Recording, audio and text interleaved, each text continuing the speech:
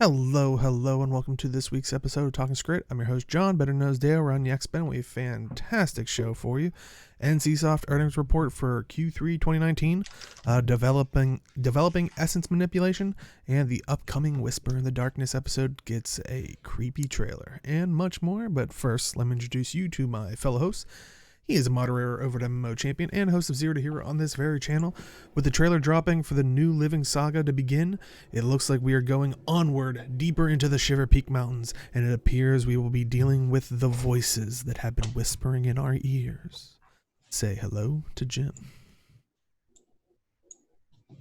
If it ain't mortal, stab it until it becomes mortal and then kill it. That's Good how advice. you work with Eldritch Horror. Stab it repeatedly.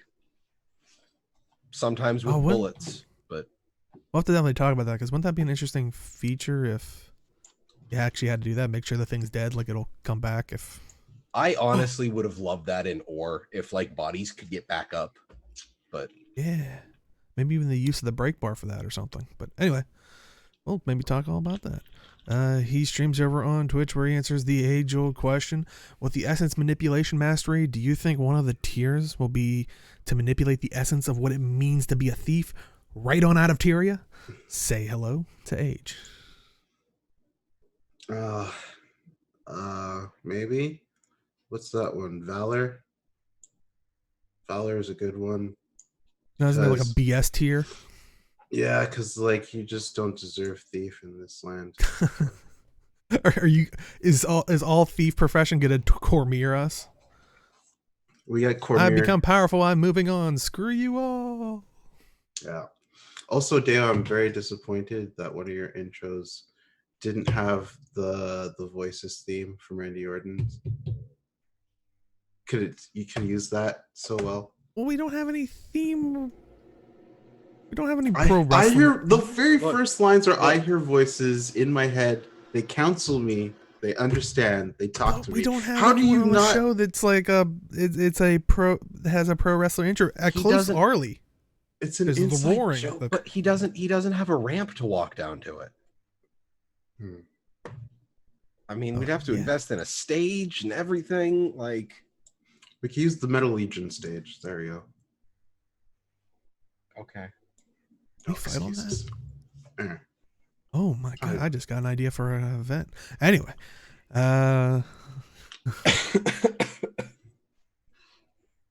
But yeah, let us jump right into it. So we were hoping last week when we were talking about the little hints and stuff about Whisper in the Dark, that we're hopefully going to get a trailer, and in fact we did. It is definitely a more darker tone, but I guess if you were able to pull anything out of this, I know we said for a couple of past weeks, if you haven't played the prologue, there's going to be spoilers. I mean, I can't help you anymore. What's going on? Krista just got through World 3 of Ring Fit Adventure, and it's rough. Oh yeah, I saw her tweeting out earlier in the week or something. There she was just it's a damn good workout. If you need a workout and you have a Switch, Ring Fit Adventure. I swear it's fantastic. Ring Fit Adventure. There you go. Noted.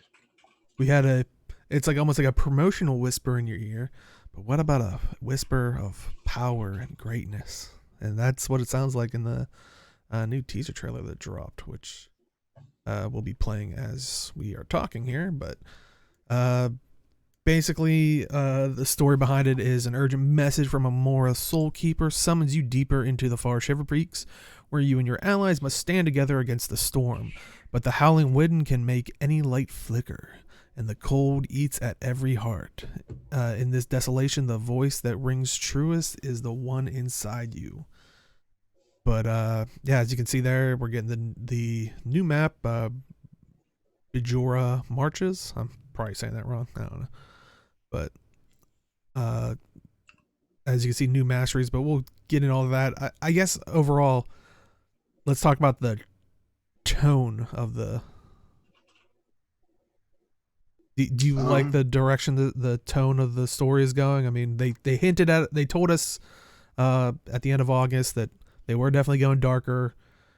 Thoughts of H.P. Lovecraft and stuff like that, or inspiration and stuff. So I need more thumbs because I don't have enough thumbs to put up. Because this shit's good. Yeah, I like everything about this. I think it's interesting how they're weaving.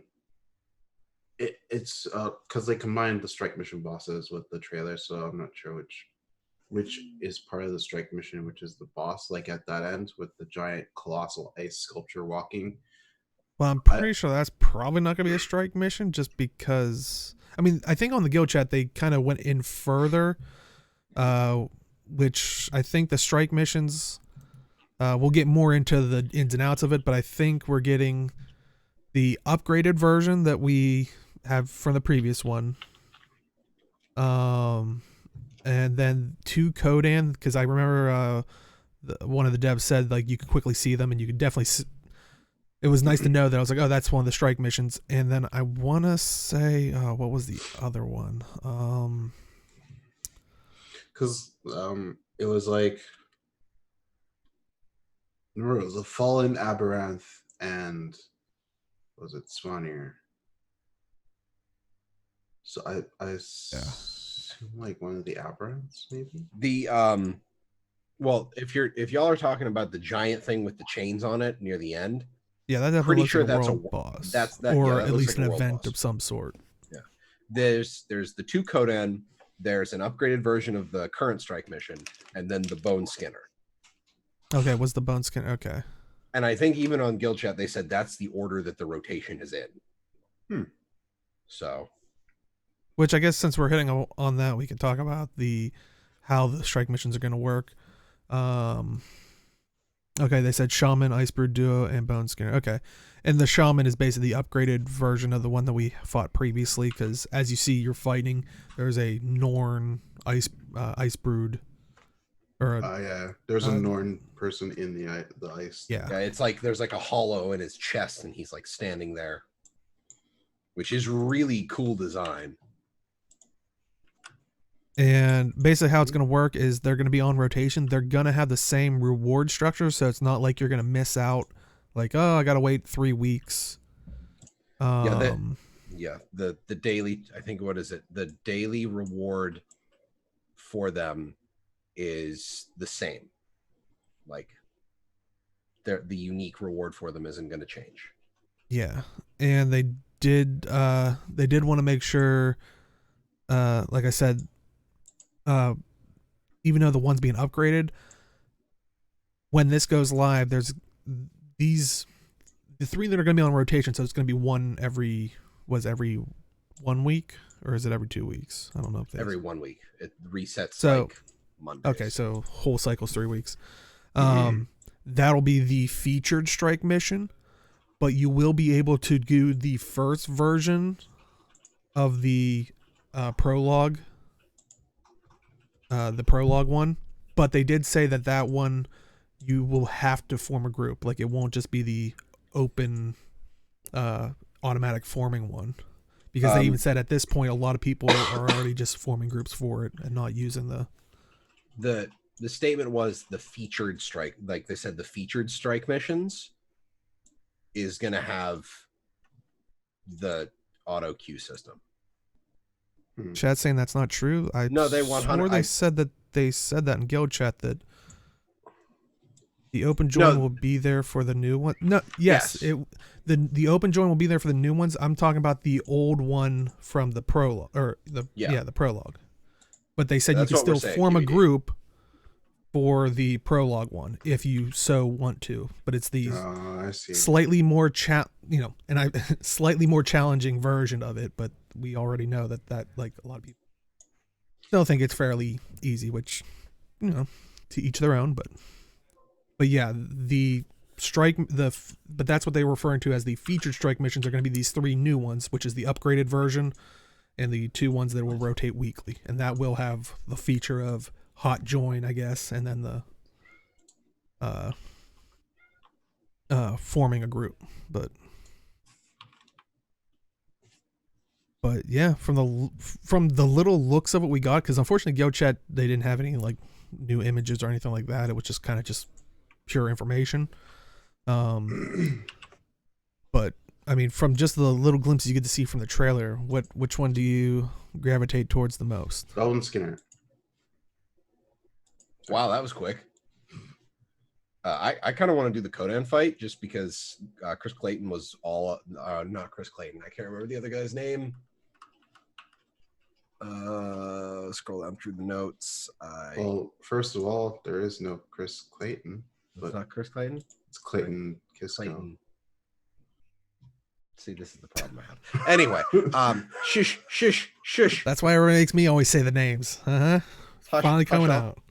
But anyway, the one guy who said the animators did a fantastic job with it. Like apparently the Codan like do team attacks and like flip over each other, and I'm looking forward to that. Justin and Clayton. Okay, I don't know why I want to put Chris in front of Clayton's name, but it's in my head, and I don't know what to do about it. Chris Cleary, Chris Clayton, I guess. Okay, maybe that, because what was the character's name in Cheers? It was... I don't know. The last time I watched Cheers, I think I was like 6. Oh, it's on Netflix. Do yourself a favor.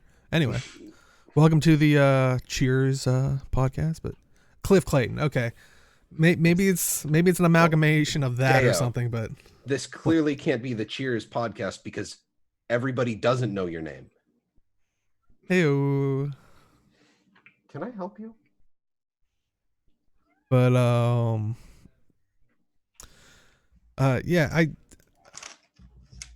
I'm intrigued that there's going to be basically 3 new bosses. I know a lot of people have been wondering, is this going to be a replacement for raids or whatnot? Like, I know that was one thing that was bouncing around people's minds. That I'm curious if what you guys feel. Is this going to be a replacement for raids, or is this just maybe an easy? I don't want to say easier, but maybe a quicker way to put out slightly harder fights, but they're still planning on the background of raids. Or if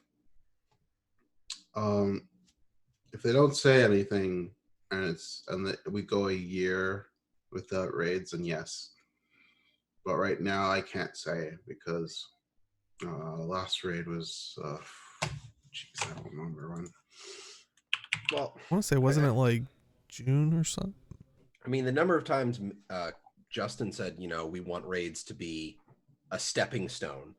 True. And then when we got feedback from the original strike mission, people said it was too easy, so we wanted to up the difficulty, but we don't want it to be raids yet. Like all of the scuttle from the devs on strike missions is that it's a stepping stone to get people interested in raiding.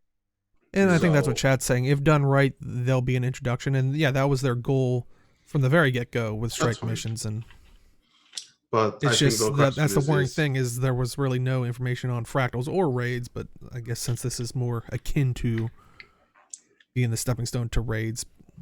Yeah. I feel like we're not going to hear much about anything new until after New Year's, just because next thing that's probably coming is Winter's Day, and that's it. And then they can have an opportunity for 2020 to say what's upcoming. But if we don't hear anything in March or April about a raid, then I would say they're put on hold at the very least. Mm-hmm. And for people that are wondering, they did take a question from chat that was asking about challenge modes. They did say that it was on the table and something that they were kind of considering back and forth in the thing. So once again, I still think it would be a great idea. Any way to do optional difficulty, if it is able to be pulled off, design or code wise, more options the better. I mean, I don't know. I don't know if the strike mission team is the same as the raid team, but if there's some kind of overlap, I'd wonder if they want to take the time to do challenge modes for strike missions when they could be developed. Because I know the raid scene, like the raiding community, wants more challenge modes in raiding. So I feel like if strike missions are the stepping stone into raiding, I feel like they don't, like a challenge mode isn't something that would really serve well there. Like I think the dev time would be better spent making challenge modes for raiding, so that you then have 3 tiers of difficulty. You have strike missions, normal raids, challenge raids. Okay. So makes sense to me.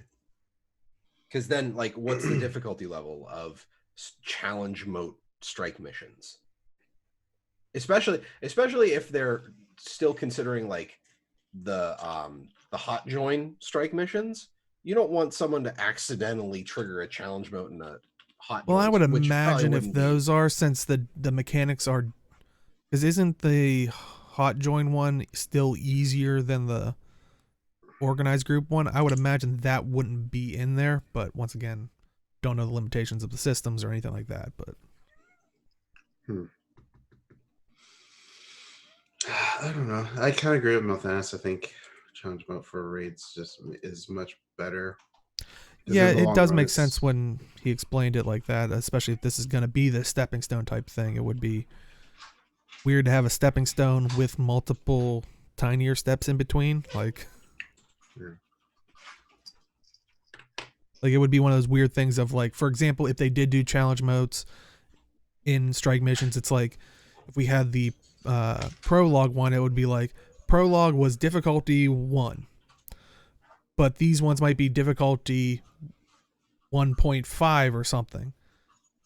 Well, where would the challenge mode from the prologue be? Would that be 1 point? Like it would start to get muddied, or or muddled when there's maybe honestly, more strike missions. But I remember when we had 10-man, 25-man normal and heroic in World of Warcraft. So you had 4 tiers of the same raid. So I don't know if it would be really conducive to, explaining.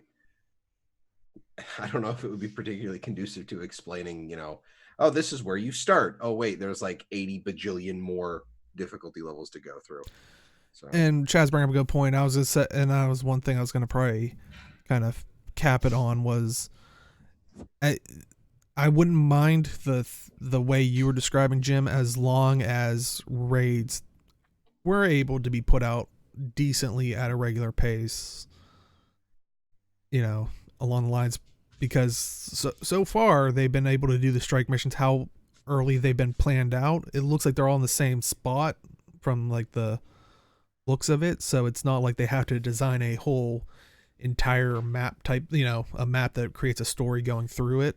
It looks like it's just basically in the same circular arena spot, so it's not like they have to further design all that stuff surrounding it. So yeah, it's that would be an interesting concept, is strike missions for older content. Granted, I don't see the likelihood of that along with Living World Season 1, but while I would like to see it, actually, I think I could see it if it's instance content. It would be really cool to see them integrate strike missions into the base game, because then, it'd be, you're just going to get more of this if you, keep playing the game. So. Oh, and chat brings up a good point that was the one thing I was forgetting about was, they listened to the feedback where in the prologue, you had to go through the story to basically get to the strike mission. This one, from the get-go, if you are the person that just wants to try the strike mission content, as soon as you get into the map, you don't have to do this story stuff. Like, as soon as you land in that map, you can go straight to the strike mission. So that's awesome. Agreed.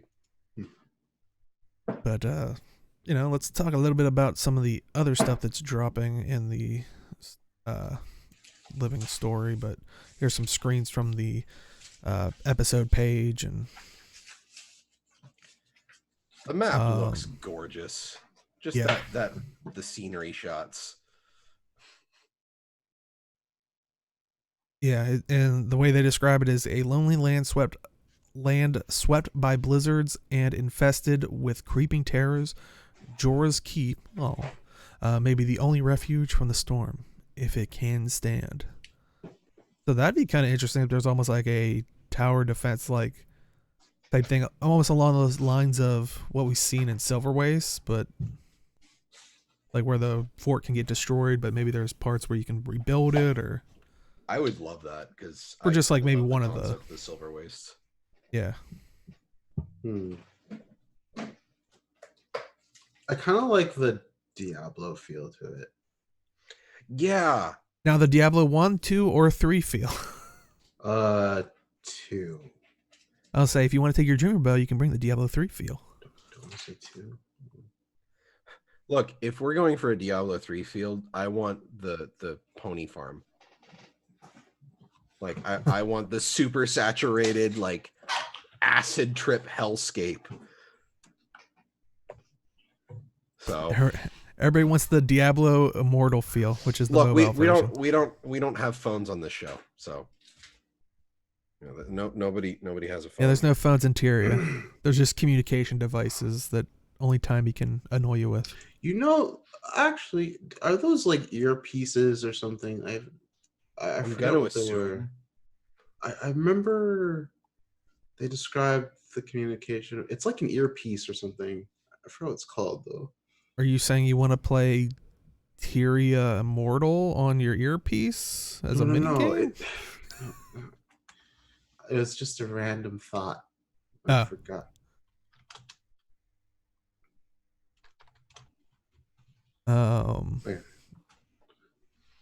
But yeah, shots like that just make it like a cool looking. Yeah, like Chad's saying, they're hopefully if it gets as dark as the season 3 map, which I think people are saying is the Bitterfrost one. I guess no pun intended. That would be cool. Which it definitely, just from the still screens of it, like it looks like a kind of abandoned, like almost like abandoned shacks and stuff. Like it definitely has that creepy vibe. I mean, it could just be them.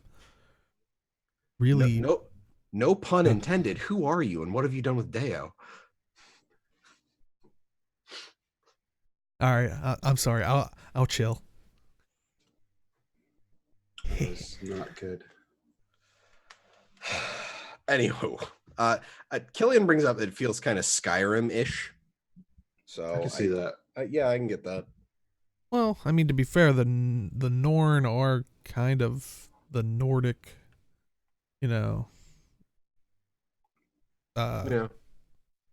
same Nordic feel. Was it Nord in Nord? Nord, yeah. It was the Skyrim belongs to the Nord.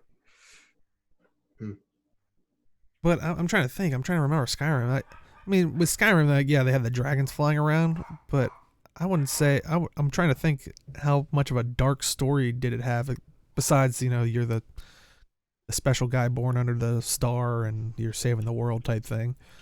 But I don't remember too many like dark, creepy places like we're seeing here. Like this almost feels like seeing that like one with the what looks like almost like a big inn or something like that, big building that's like almost like poorly lit, like abandoned looking thing. It reminds me of like all like the horrors movies that like took place like it like what was it like near like Alaska, like what was it 30 Days of Night or something was the vampire one. Also one of the alien movies that kind of took place up, was it Alien vs Predator or whatever, where they took place at like one of the polar ice caps or something. Like it almost feels like one of those abandoned, isolated spots that just have been weathered to no end. So I don't know, it just aesthetically looks interesting.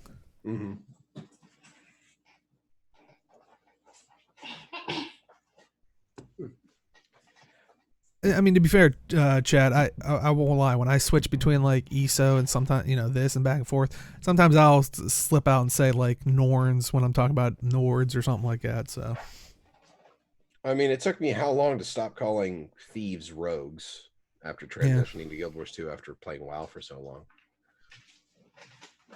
Another new thing that they talked about was actually the funny thing is with this image that just popped up, I think they even said on the guild chat. Little tease that there will be a what's the bone? What is it? Bone chewer? Bone skinner. I want to say bone saw, and I knew that was wrong. I was like, bone chewer? Chewer does not sound threatening. I don't know. If I'm still attached to the bone, that's pretty threatening. But they were saying that there's going to be a tonic, and actually the image that they have for that was actually a person actually using the tonic to get the good picture of the bone skinner. So the bone chewer sounds like a good doggo. See, there you go, ArenaNet. People were wondering if you could pet the bone skinner. You have to make it the bone chewer, and then it's nice and friendly. Ruby already confirmed you cannot pet the bone skinner unless they changed it between Friday and Tuesday. Look, Ruby I think the only way to test adamant. it is we have to go pet it. Ruby was pretty adamant about protecting people, although I think Clayton brought up is just like, hey, maybe we could do a one-arm transform tonic. Yeah.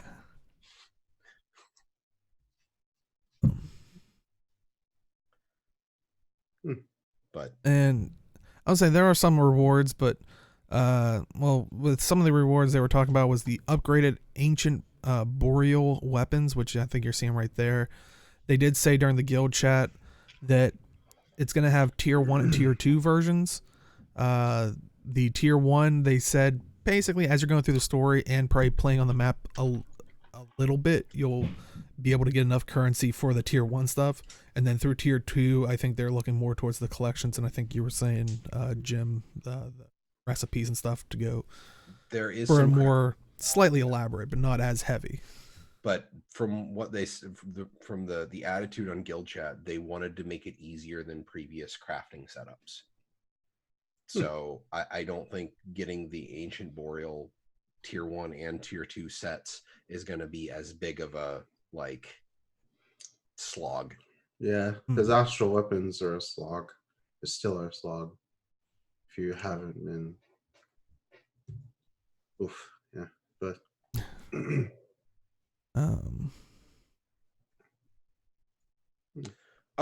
Killian, that armor skin, if you're talking about the one that's like the fur mantle, that is the can't remember it, but it came from the meta achievement from Draconis Mons, and it looks fantastic on Norn. It's technically a Balthazar related skin, but it's the Houndskin mantle. That's it. Okay, thanks, Chat's saying Houndskin. The Houndskin mantle is technically Balthazar themed, but it looks terrible on humans because it's too big. Well, if you go to Draconis Mons, you're gonna have to probably use the mastery with the zipline thing or whatever to navigate around the map easier. But what's in store for Masteries here? Well, fear not. They have which we talked about last week because they gave us a little teaser image, the Raven Attunement. It says, bond with swift and clever Raven, a spirit of the wild, and use his blessing to open locks, pass through gates, and shield yourself with his light. And then also the essence manipulation.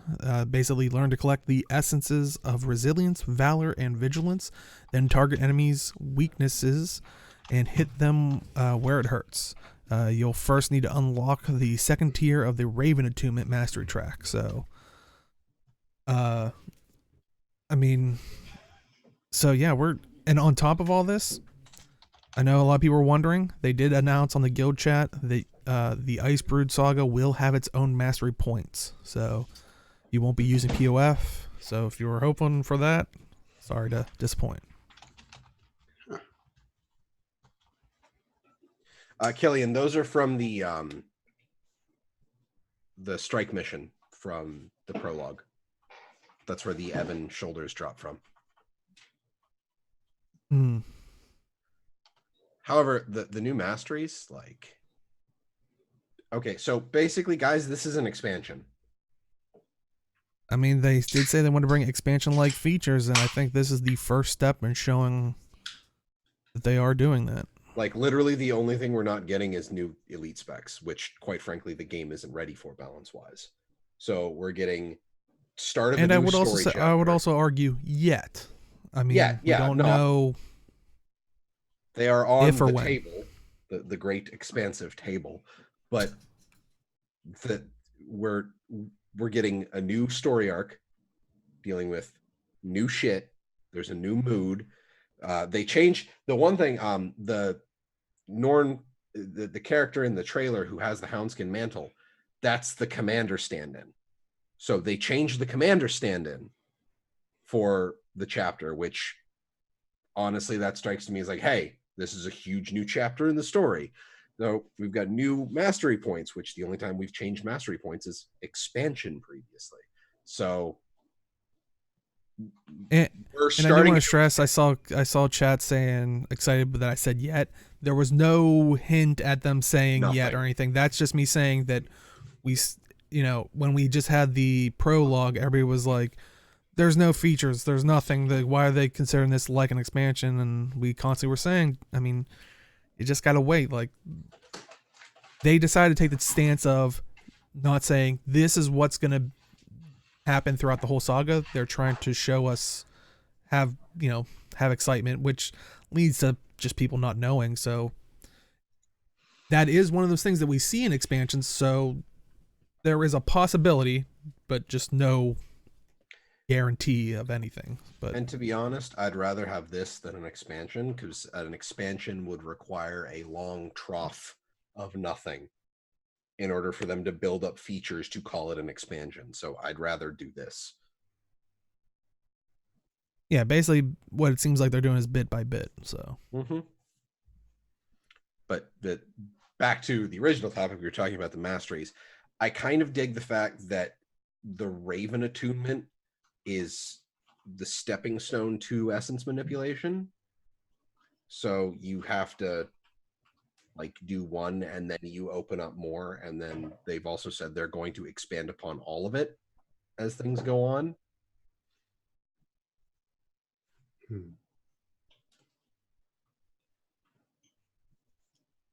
Yeah, I mean, I guess it's a good way into, they did also have a blog post about the developing the essence manipulation, and they were talking about how they wanted to develop a system that would give players a crystal clear way to progress towards the end game rewards in the Icebrood Saga. The results of the team's hard work in essence manipulation, which is made up of 3 masteries, each with 2 tiers, combined with the 2-tiered Raven Spirit, basically gives us 8 tracks of player progression. So that's more than I think we've had in any of the, well, I guess we've had more tiers in each of the different masteries, but we are seeing a sizable amount coming out of this, but well, that and a lot of the other masteries don't feel like they interact with each other all that well. Essence manipulation sounds like it's much more, it's not just a key to open a door, it's a way you interact with the map. So yeah, it sounds like depending on what enemies you're fighting, because they said basically think of it as rock paper scissors. So for example, players that want to obtain the rock feature or one of the and level it up so they can defeat powerful enemies, there would be like scissors, but this is what I wasn't aware of. They said games like the Monster Hunter series and kind of incorporate stuff like this into their gear, which I guess that's how, we played Dauntless before. That's basically how they do it. And so it sounds like maybe you build up one, you use that to more easily kill the enemies, to build up another one, and then move on to the next one to kind of create that nice little cycle. But and chat's saying it is connected to all content as well. So yeah. It definitely does seem like this is the one feature moving forward, especially since they're tying it to the different types of creatures. It seems like they'll just be the reoccurring types. That and the strike missions, each of them is aligned with the different essences of essence manipulation. Yeah. So, and then there's one of the masteries along the tier of essence manipulation is to give you bonus rewards, and there is an essence manipulation chest that is a daily unlock per strike mission. So, well, Chad, I think what they're referring to is all content in the Icebrood Saga. Sorry, it's not going to be retroactive. Like, you're not going to go to the Heart of Thorns maps and utilize these extra skills. Well, and I agree with Mithrin is that they need to add it to the game. I do believe Clayton mentioned, I think it was Clayton that was talking about how now that Heart of Thorns and Path of Fire is just, you buy Path of Fire and you have Heart of Thorns. As map developers, they don't have to worry now about like foregoing jumping mushrooms or updrafts. Like they can act like all of the masteries are in the game for when they design maps. Yeah, you might not have them when you get there, but you can. Yeah, I would definitely like to see more of that going back, just because I thought that was a good subtle way to, like, when they did the gliding and then they put it across all Eteria. It was a good subtle way to make people that only had the free version or something be like, well, how I want that. How do I get that? Like, so it is a good, not in your face marking strategy of a pop up window when you log in going, hey, there's a new chest thing in our gem store, but like,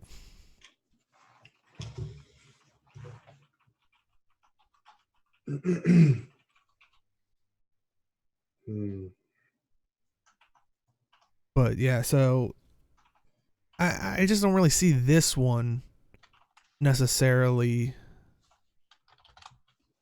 being useful throughout the rest of the game.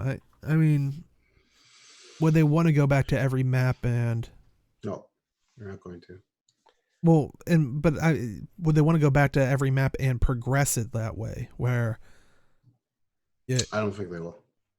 I don't think they would either, but would it be a good idea for a new player where it's just like, so I gotta grind in this certain section to build up this section to.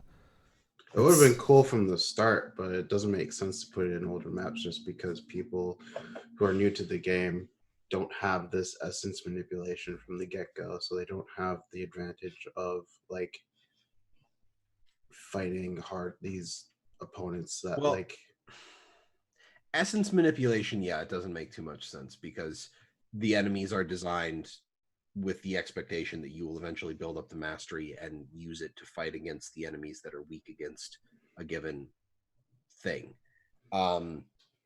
If they were going to go ahead and like do the same thing like Cataclysm for World of Warcraft did and update old maps, I could see them incorporating movement type masteries like jumping mushrooms and updrafts. And I know they said sky scale rifts are added everywhere, but I don't. Age has you have a really good point that like putting the essence manipulation enemies would be a bad idea because then you're basically missing out on a huge facet of fighting. So yeah, if it was like core, that'd be different, obviously, but you'd have to be level 80 to get the advantage in order to. Yeah. Okay. What's this about? What would be interesting if they added elemental advantages in the core game? Yeah. That would be kind of neat. So I guess if essence manipulation works out, it depends how they define as working out, they can add elemental advantages into like PvE content. Yeah. Well, Mafongo, they want the game to speak for itself. Mo's not there, but I think they're still kind of in a mode where they want to kind of dance around it and give some information and maybe extrapolate on some of the stuff they've shown, but they don't want to just kind of give everything away, which I kind of like. One of the things I complained about when I was streaming me doing all the cooking questing is I needed grow lamps, which are a daily craft, and I needed a shit ton of charged quartz, which I didn't know, which means that the quest, like, and I was talking about it, and they're like, somebody said in chat that, oh, they said, in guild chat that you would need the grow lamps. And I'm like, but if I was doing this as a fresh player who never looked at Twitch, I would still have to wait 3 days to do this. So, like, they can't drop information out of game without having a way for it to be explained in game for people in the future. Yeah, I feel like, yeah. So I don't necessarily feel like they're kicking the explanation can down the road. I feel like it's already there, and they don't want to like spill the info too soon when there's just going to be a whole big explanation whenever you. They don't want to spill the beans that is in the can that they're kicking down the road. I got you. Kicking a full can hurts. I mean, like SM manipulation sounds. If you ever played anything with elemental advantages, it's pretty much that.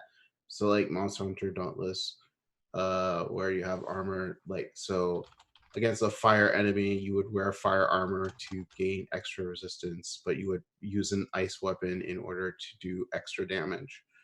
So it's kind of like that in that respect. So I would assume a Valor enemy would take less damage from Valor Essence manipulation versus its counterpart, which is Vigilance. So you would stack up Vigilance and fight Valor monsters type of deal. So yeah, and they go on to say like how it is that rock paper scissors style thing where like you're hinting at. They said Vigilance is strong against Resilience, Resilience is strong against Valor, and Valor is strong against Vigilance. And then, at least in this map, Svanir embody the essence of Vigilance, the Fallen embody the essence of Resilience, and the Aberrant embody the essence of Valor. So,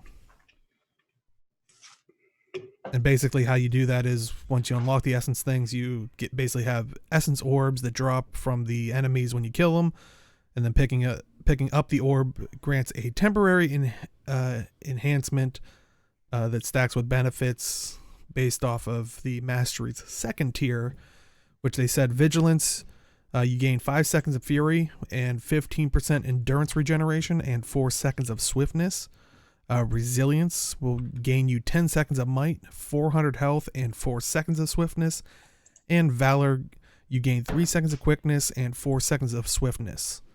And that is every time you pick up the orb. So, and they said on top of that, once you obtain 30 stacks, it will activate the Mastery's passive benefit for 15 minutes, which gains you access to powerful offensive abilities through a special action skill.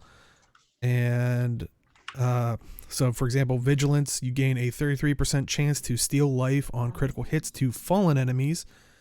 Gain the ability to use the Shattered Psyche special action skill, which gain a 1.5 second cooldown reduction when picking up an essence. Also, Shattered Psyche is a powerful blast that deals immense damage and causes lesser creatures to float in the air. Applies 15 seconds of Fury at tier 2.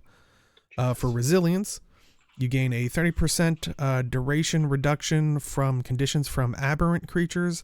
Gain the ability to use the Spirit Nova special action skill, and also gain a 1.5 second skill cooldown reduction when picking up an essence. The Spirit Nova will be a skill that is a powerful blast that deals immense damage and launches lesser creatures. Applies 10 stacks of might for 8 seconds at tier 2. And then lastly, Valor, gain a 10% damage reduction from Svanir enemies. Gain the ability to use the Night Terror special action skill. And basically you gain a 1.5 second skill cooldown reduction when picking up an essence. And then Night Terror, a powerful blast once again, pulls lesser creatures into its destruction. Applies 8 seconds of quickness at tier 2. So 8 seconds. Jeez. Wow, that's a little bonkers. So something tells me, reading this real quick, I want to see a revamp of the PvP or a special mode of the PvP map, the Spirit Watch. Oh God. Where you can actually pick these up and start beating the crap out of people. Now I'm wondering if the cooldown reduction is global or if it's just on the special action skill. In a 1.5 second skill cooldown reduction when picking up an essence. Yeah, I think that's just for that 15-minute buff because it doesn't apply. It doesn't have it listed underneath the skill itself. So, well, I mean, is the cooldown reduction, does it apply to all of your skills or does it just apply to the cooldown of the special action key? It may be all of your skills because like 1.5 seconds every time you pick up an essence. Yeah. That doesn't seem Depends on, well, we don't know how. Yeah. We don't know how regularly you can pick them up. So there's that. But I really like how now Mofongo was bringing up Siren's Landing with the Siren Song Mastery. I like how they did. It seems like a lot of this is loaded in passive, so that you really just have to understand the effects of the buff, and then it just, you can go. Yeah, basically you have to understand the rules of the rock, paper, scissors just with the new words. So you just go ahead and you do that, and then you're good. Yeah, honestly, when I saw that the blog post of we're adding a system for rock, paper, scissors, reminds me of a game I used to play. It was out before WoW, which was Horizons, and they had a stance system. They had a stance system where it was basically, I think, red stance, blue stance, and green stance, and it revolved around that, where if you saw the enemy go red, you'd have to go blue, and I was a little worried. I was like, oh god, don't do this, because they even dropped that, but it doesn't seem as bad as what that is. I think it's not going to be as, it's not like you're going to do a crap ton of reduced damage if you're not attuned to the right essence. Now, for the sake of adding difficulty to the game, do you think there'll be achievements to be kill an enemy that is, basically weak or to this one essence? Or I mean, maybe maybe that there could be achievements for doing stuff with the different essence skills. Yeah, I could totally see float 8 enemies or float, because it's probably a 5 target cap, but float 5 enemies at once, so you have to use stuff. Yeah, what Netco is saying is nothing makes you weaker, it just makes you stronger. Yeah. And even still, you're picking up these things and getting all of these boons, so I really think so they're change the way your play style. It's so flat, it doesn't make you weaker. Chad is saying it won't make you weaker to the other enemy. All right, well. It doesn't make you weaker to the enemy. It just gives you advantage against certain enemies, right? Yeah. So if you let's look at these examples. So Vigilant is strong against Resilience. Resilience is strong against Valor. So let's say you're fighting a Resilience enemy with Resilience buffs. So you're not going to do anything, right? You're not going to get the extra defensive traits from your buffs. So you're not going to get the 30% duration reduction from conditions from aberrant creatures because they're resilience type creatures. But you still get ability to the Spirit Nova, right? So you still get that ability. And you're allowed to do that. You're gonna be able to do that damage, probably not as, I don't know, actually it'd probably do the same amount of damage to all enemies. There's no damage increase unless it's from the base values. But there's no negatives, which is probably core to what Guild Wars 2 is. Anyways. Yeah. So. And I don't know, Mofongo. I don't have a problem with these things being named after primarily Guardian trait lines. I was gonna say I noticed that, and it didn't bug me, but I was like, huh, yeah. Yeah, it's because it's for PvE, and we all know the general stigma that comes with that. So it's I don't mind. I don't think anybody's going to confuse this with trait lines just because of the difference in systems. You need to get vigilance. I'm not a guardian. But as it stands, I really like this system, and I'm interested to see where they go with it. Because they could take this and be like, okay, you need to have Spirit Nova, and you need to use it in some kind of, because that's the AoE. I wonder if that's a point blank AoE that knocks back, is you have to be standing on some kind of rune and you have to use Spirit Nova, which means you have to go get the stacks up, go do the thing, and it unlocks a door. So, like, that could be a thing. Well, it did seem like the Raven Mastery might be used to unlock some kind of door or something, because I think in one of the screenshots that they showed, it showed one of the gate doors that had like almost like a raven, glowing raven head thing on it. Let me see if I can. Oh, it'll probably cycle through, but since Mr. brought up difficulty, I believe they said that the difficulty of the map is Path of Fire, maybe a little high. It's not Heart of Thorns maps. So, like, they put Heart of Thorns maps as like, these are the hardest maps we've designed, and it's not that. They're more in line with Path of Fire maps. Yeah. Okay. Which I'll admit, the Awakened were annoying, but I think that's just because a lot of them self-buff with protection. Yeah, this image right here, it actually shows like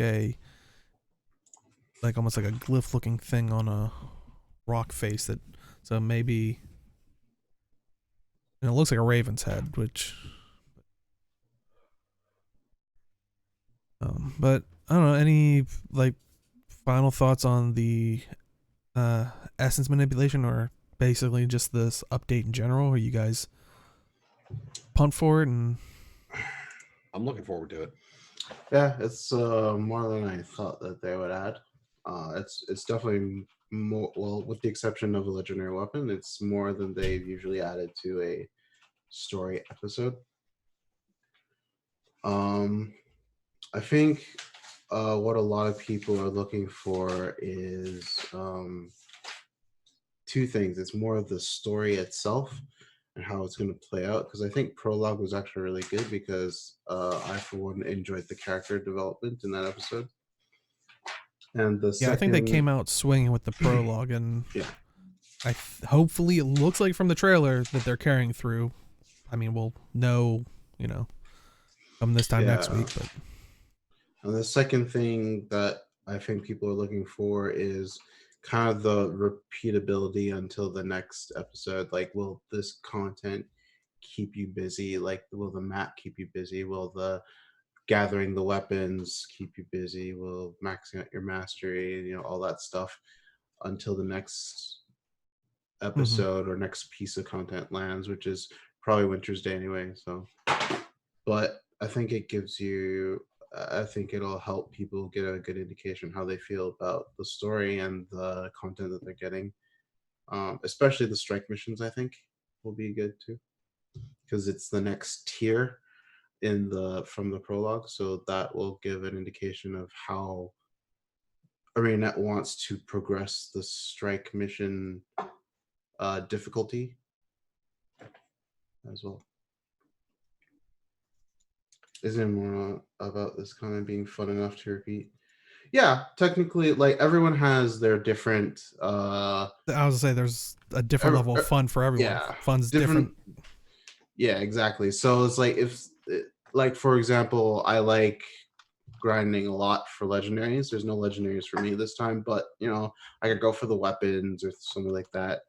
I'll probably finish off my masteries really quickly. So for other people, it might just be the strike missions, solely doing that. For some people, it might be the story and the achievements and just doing that. So I guess in terms of, it's not necessarily just having enough content for the next 2 months, but even if you leave after a week or two, did you enjoy what you played, and would you come back for the next story type of deal, or you look forward to it type of, I guess that's what I'm going for in that case. No, I literally just listened to the thing right before the show. Like, they said that there was no confirmation. Yeah, I think at most they were saying they were debating it back and forth. There was no confirmation of totally yes or no on the challenge modes, but it is on the table. Yeah. Well, technically, Easy Clears, it's 3 weeks of content because strike missions rotating. Yeah. Oh, one of the things for strike missions, there are reward tiers for the amount of time it takes for you to clear the difficulty, And those are not daily. Those are infinite, because they don't want you to feel bad about, say, you do your strike mission, and then you have more friends that come on later and they want to do their daily strike mission. As long as y'all keep doing the tier where you get bonus rewards, you get the strike mission bonus. Yeah. You can do 2 a day, mister, because the one in the prologue isn't going away. These 3 are rotating in this. I think what's going to happen with strike missions as they release more, the strike missions are going to be tied to a map. It's not a unique system. You can go to the prologue. You can do the strike mission there. You can go to episode 1 map. You can do the strike mission there, whatever the weekly one is. And then wherever the episode, if episode 2 releases another strike mission, I think it's going to be a whole nother portal instance for you to go do the strike mission there. So you can go through all of that. Yeah. Also for easy clears, I don't think the goal is to make 2 weeks of content. It's just to, like, for people who do specific things, is it enough for them? I guess is the short end of the stick. So if you do everything, I'm pretty sure you should. If it's fun for you to be doing all the things you're doing, and you're not like, this sucks, I don't like this, I'm just gonna go until the next story type of deal. I think that's what they want to avoid. They want people to, like, enjoy the content and play it. And to bring up the stupid marketing term, they want retention. Retention, yes. But they don't want you to leave because you don't enjoy the content. They want you to leave because you choose to leave because, like, you want to play Pokemon Sword or Shield, for example. Like, or both if you bought both of them. I mean, I don't know why, but I don't. Yeah, there's a double pack on Amazon. Gotta catch them all. Yeah. Yeah. Do they really want retention as a business? Yeah. Yes. There's a date. Well, no, they want you to log in daily. That's why daily logins exist. That's why daily resets exist, is they want you to log in every single day. Yeah, they give you the flexibility to come back whenever you want. That's what's good about the game. But ideally, yes, they would want you playing every day. Yeah. But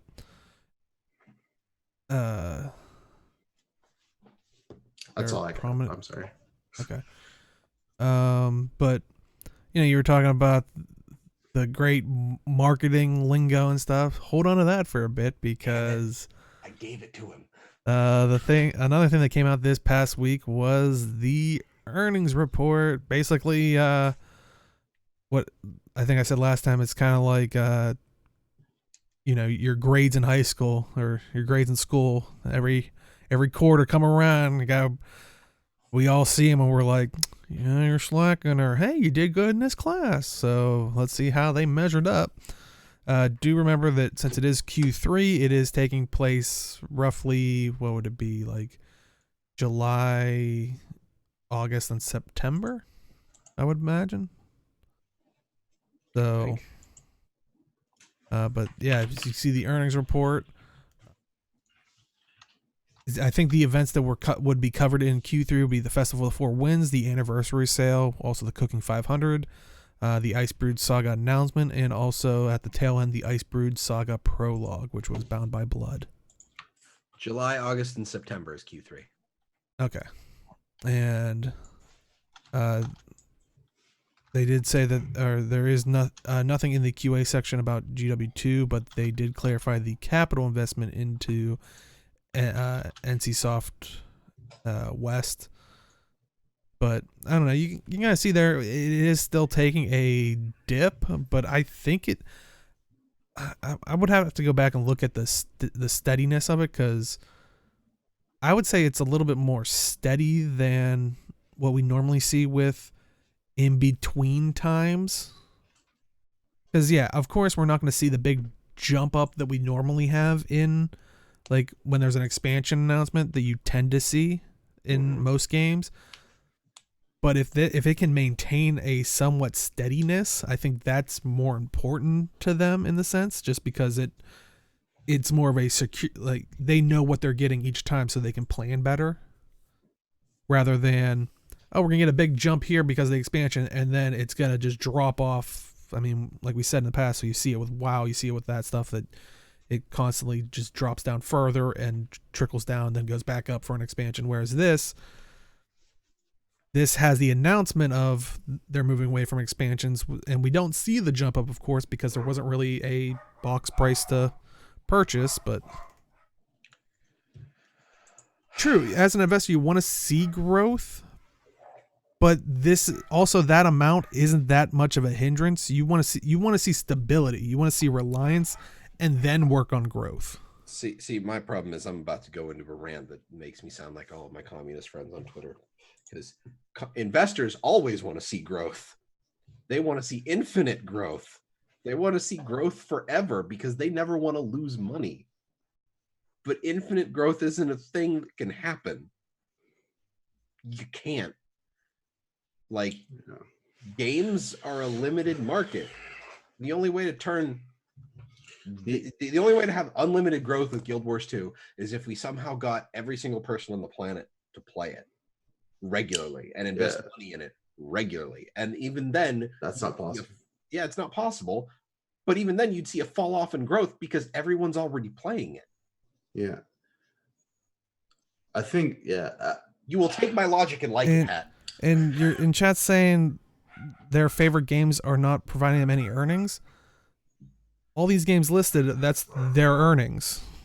It might not be as much as previous quarter, but it is still earnings. That's the important thing to note. This is all should be, as if I'm reading it correctly, is all pure profit. Like, this is all taking out of account of the upkeep and stuff like that already. This is so I think it's just interesting because gaming itself is just is an interesting market these days, just because we're plateauing at a level of how games are being monetized, or being monetized in a way that gamers like or can tolerate. So, I mean, the only way that game companies can make more money without, being immoral, I'll say, because, there are things that are legal but are just immoral type of deal. So the only way that they can happen is if they make more games. But that therein lies the problem with, as you can see, like, there's plenty of games out there that have a bunch of issues. Anthem, Fallout 76, that are just rushed games. So, like, if they're rushing out these AAA good games now and they make more games, they're just going to be a bunch of terrible games in the industry, and people are just going to go for the gems. Or you have to have, like, a really big hit on your hands. Yeah. And people talking about Ion having almost the same income as pulling in almost the same numbers as Guild Wars 2. Ion is much bigger in Eastern markets. Of the games listed here, of the 5 games listed, I'm discounting the mobile games one because it really doesn't compare considering the numbers. Guild Wars 2 is very much a Western market MMO. Again, because ArenaNet is an American company. Lineage 2, Ion, Blade and Soul are all Eastern market MMOs. And, like, if Guild Wars 2 somehow broke into the Eastern market at the same level as, like, Ion, they'd be making double. Yeah. Like, they'd easily be doubling their income. So. And yeah, I think, like, Chad's kind of hinting at one of the other things that kind of cropped up from this is it looks like, I mean, I don't know if people be able to decipher from it because all it is numbers and also in, I believe, Korean. But where's the image for it? But it shows then an investment by NCSoft into NC West, which would include ArenaNet and, I mean, what other well, I guess whoever does the Western localization for Ion and some of the other games, but Blade and Soul. Oh, Blade and Soul. Okay, that's like all the localization, basically. But I was to say, I'm trying to think of. I think ArenaNet is the only Soul like Western developer left. Like other ones are just basically that make their own game, because the other ones are basically localization and stuff like that. And I think any other Western properties that NCSoft has are all mobile properties, which would be in the mobile category.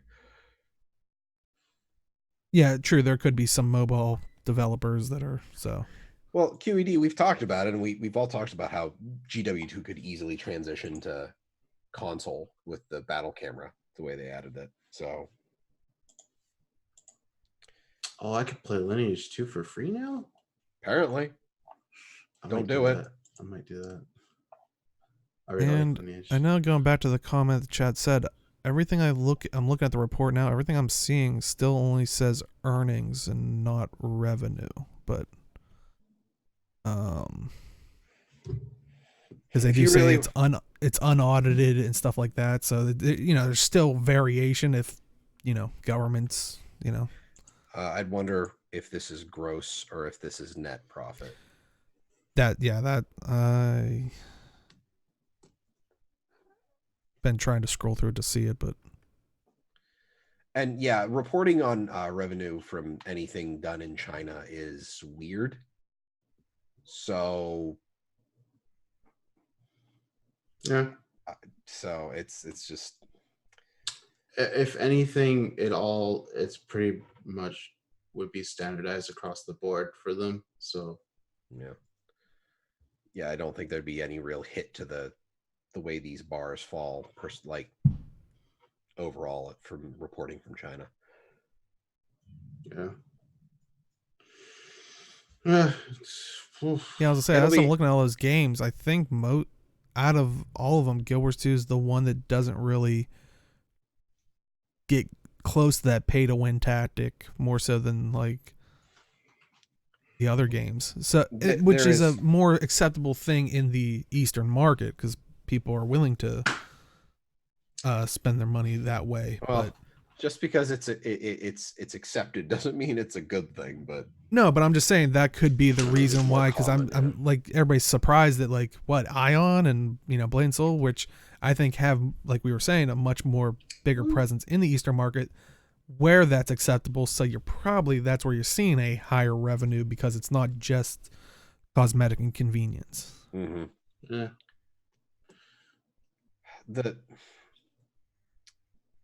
I don't know. That's an after show or even a whole nother video kind of recording. I'm not going to get into a conversation about pay to win right now. Yeah. Oh, come on. Don't you love that slippery slope? Well, I'm more thinking we're already farther down the slope than we'd like to be. But I mean, I guess the biggest question is, I think we say it every time, is Guild Wars 2 doomed because of this quarter? I mean, people were claiming the sky is falling, and obviously they're trying something different. They're trying something different. They probably pitched that to like NCSoft anyways, that this was the avenue of content that they want to go through with Icebrood Saga, so they have to kind of prove this works, because they've honestly tried a lot of different things. Like Living Story was an experiment. Expansions were technically an experiment.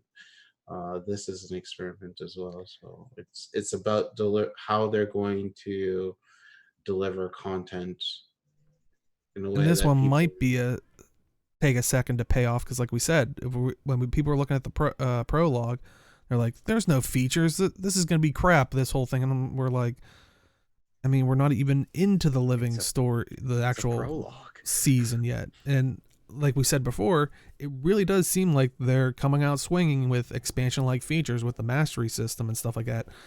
Who knows what else they have planned?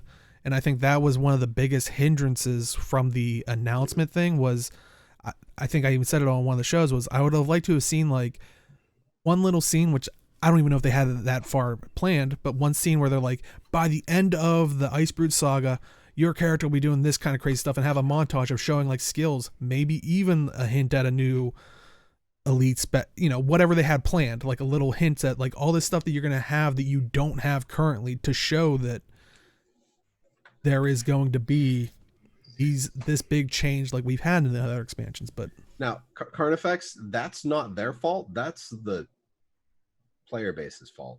Like, I honestly feel like the gaming community puts way too much weight to the word expansion. Then Arlie brings up the point is it's a free expansion.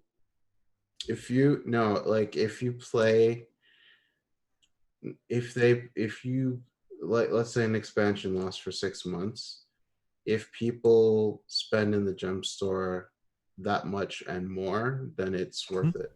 Yeah, That's the I mean difference. we've seen those bundles in the past where they're like, oh, if you're an early So, adopter, you pay less. That's one way for them to compensate for it.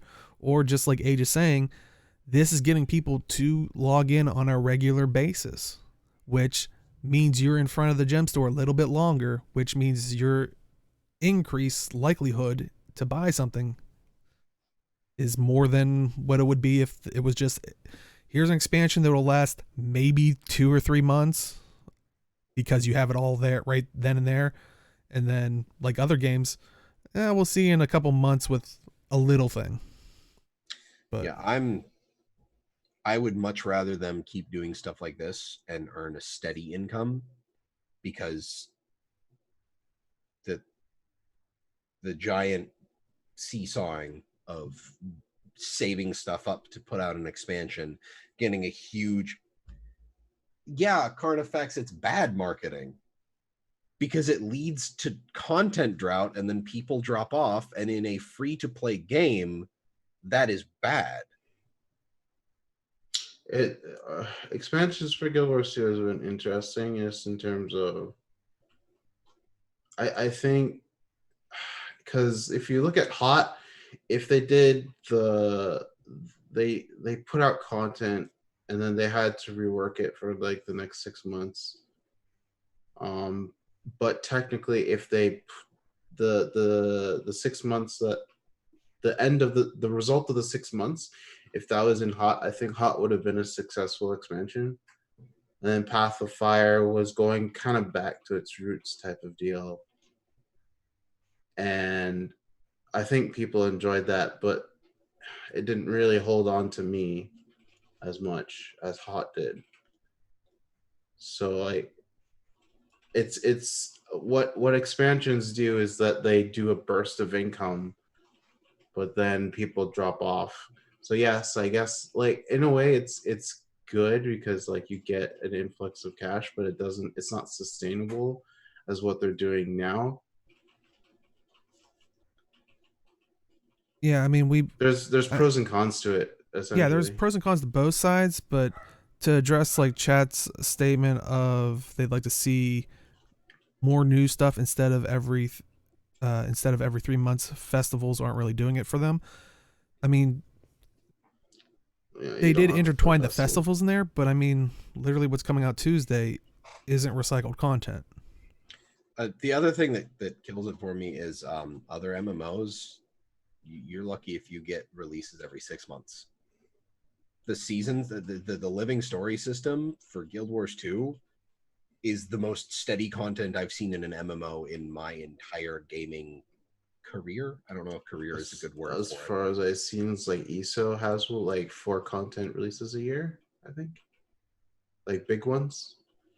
Yeah, and they're even running into problems. I was tempted to. I saw a Reddit post with ESO people complaining about it. I was tempted to just switch out all the words that would be like instead of Cyrodiil, put in World v World, put in 2 months, this Mister. this YouTuber is or all these YouTube content creators leaving, and then switch it out with our content creator. It's like it's interesting that Yeah. people from here are looking to say, look at ESO and look at Final Fantasy and look at WoW, and Uh, they're all doing great things. You go into their things, I they're also just as yeah. they're being miserable as well. I And also wonder if expansions more work in the East than the West nowadays. Because if you look at it, like Final Fantasy is really they don't have these story types of expansions. They have actual like MMO expansions. WoW does an expansion every 2 years, and those games are very popular in the East. Versus games like Elder Scrolls and Guild Wars 2 in the West. have a different type of expansion format. It's very interesting. That's just interesting to me. So I wonder if it just plays into the market that you're going into. The other thing that I'm in Chad, how many times did they do Raid, Fractal the Mist, and Living Story? Because I think they tried that and it wasn't sustainable. That was the problem. Honestly, I'm sitting here. Well, okay, easy clears.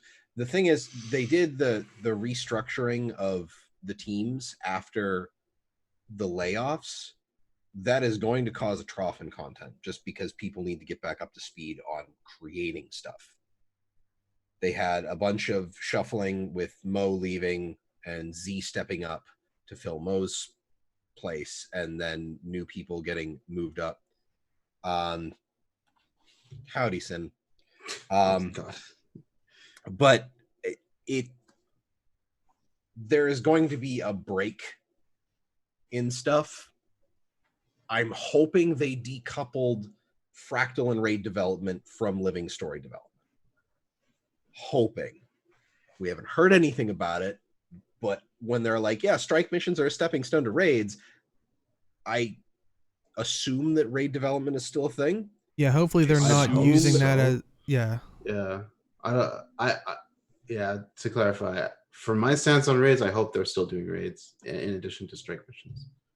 Because it's good that they want people to learn how to do harder content, but they may have Arlie, but the people who already know how to raid would like to raid more.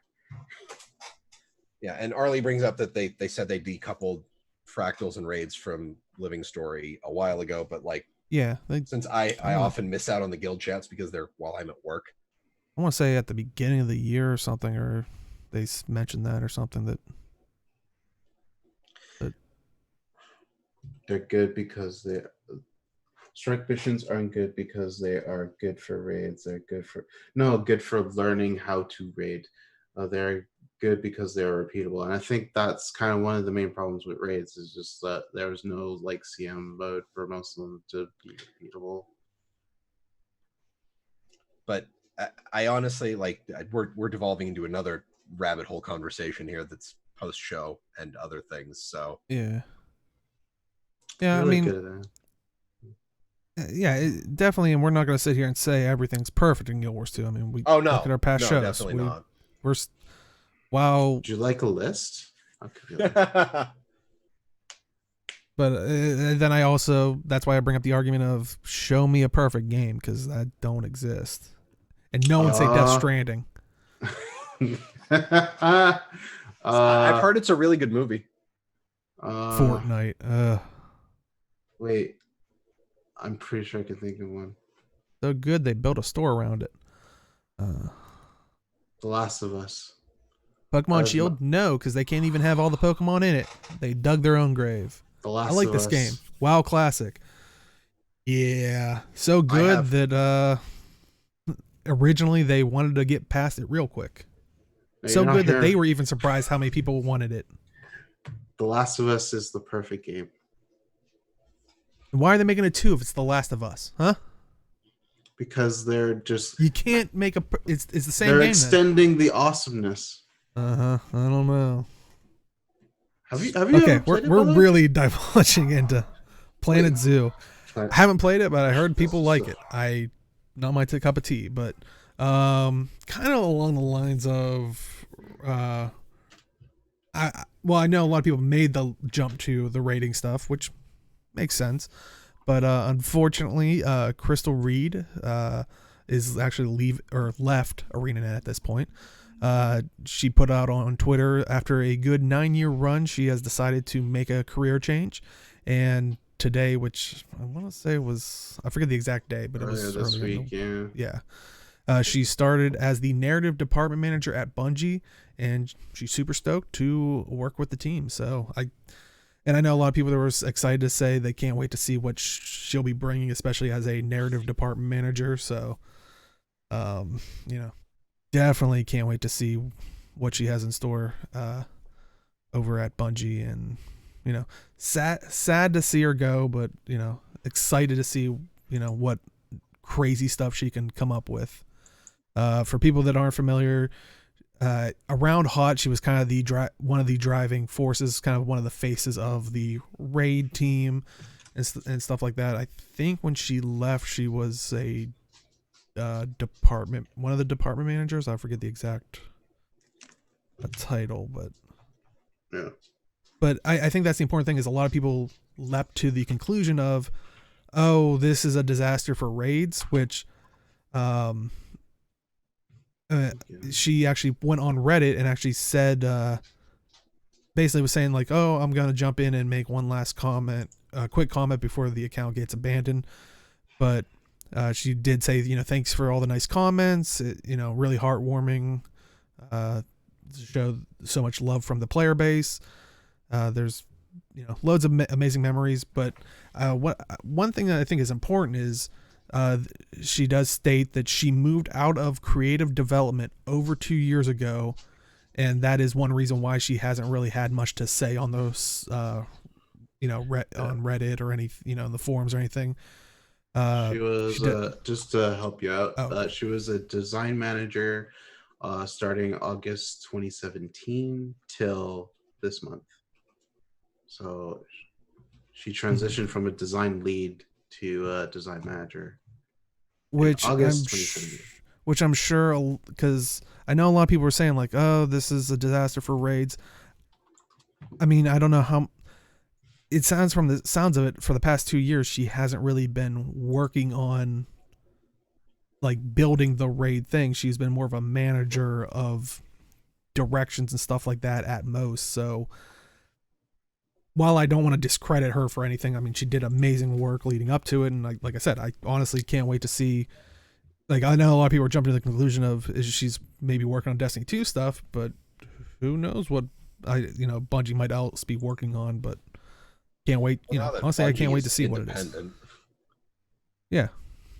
And we were, I know me and Hat were talking yesterday, he brought up a good point that apparently Bungie kind of has stated in the past that they don't want to be a company that does one game. So we've seen other ArenaNet developers, what was it, last week or the week before, we were talking about one of them going to Bungie. So it's one of those things of they might be ramping up for working on a new IP or a new game. So it'd be kind of cool if they did like a RPG. Mm-hmm. I mean, obviously they have their experience in like first-person shooters, but it'd be kind of neat to see an RPG from them. Maybe in maybe in an FPS RPG too. Like, I don't know. I honestly just want Halo, I guess. Not Halo, but like Halo-like. Wasn't that what Destiny was? It doesn't even have to be in space, to be honest. I'll admit, I played Halo 1 story mode over and over and over and over again on my Xbox. So, and I think I explicitly played. I specifically played the final, like, as the Halo is exploding run on the Warthog, while the main theme is playing and everything is blowing up around you, and you're running over flood. So good. That was such a good. That's such a well-designed level. So like, if they can get more stuff, Arlie in chat is suggesting that Bungie somehow gets the IP to Half-Life and make Half-Life. Well, I don't think Valve would have a problem with handing it over. They're not doing anything with it. As long as they get a cut, I guess it's. Are we randomly confirming on no basis of information? Crystal Reed is making Half-Life 3. Confirmed. Yes. And I do want to stress that based on no factual information whatsoever. But no, seriously, like we said, it's horrible to just see any dev leave for whatever reason, but it does seem like it's an awesome, like she said, a career change and a awesome opportunity. So yeah, it seems like they're working on something that is new for sure. Because I think with Destiny 2 as their main game, I think they're in a good spot right now. So you never know. I think it's probably something new. So any other thoughts on Crystal Reed going to Bungie? Good luck. Have fun. Good luck. Make great game. Be excellent. Hopefully an awesome story. But also on Reddit, another thing popped up from Reddit user Ayacat. Once again, I don't know. I guess we just kind of threw it in because I don't know how much we'll delve into it, but it's another post talking about how they're concerned or they're displeased with no mount skins earnable in game, which they go on to say mounts were one of the key features of POF. However, there is no way to earn skins / patterns for them by actually playing the game.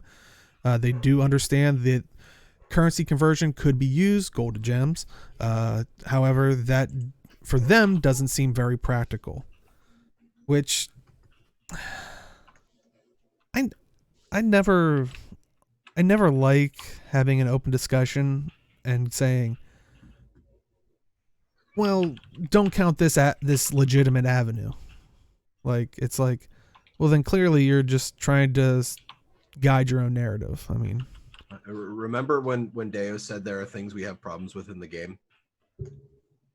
Yeah, and I agree that, yeah, I would like to see at least, and I think we've said this in the past, I would like to see at least one skin earnable in the game, maybe through one of the more challenging, rigorous, just collections or something. Patterns. That's all I want. Like, literally well, see, Mister, that's the thing. It doesn't take anything right now to get a mount skin because they're not designed in the game to be, I think the word is diegetic.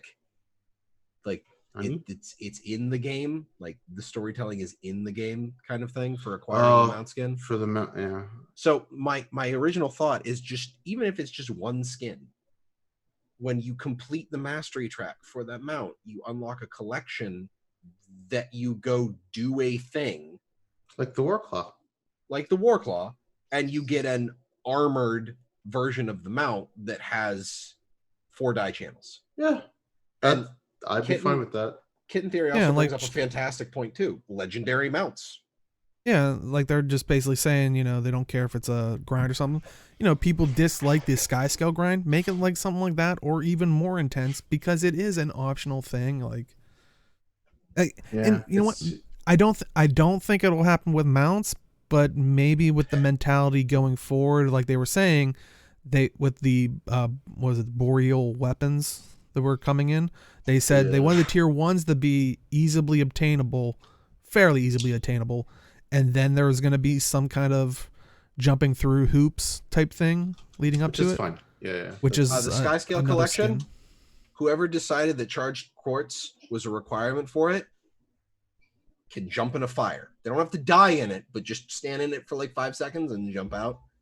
Because charged quartz is the worst goddamn thing that was ever introduced in this game.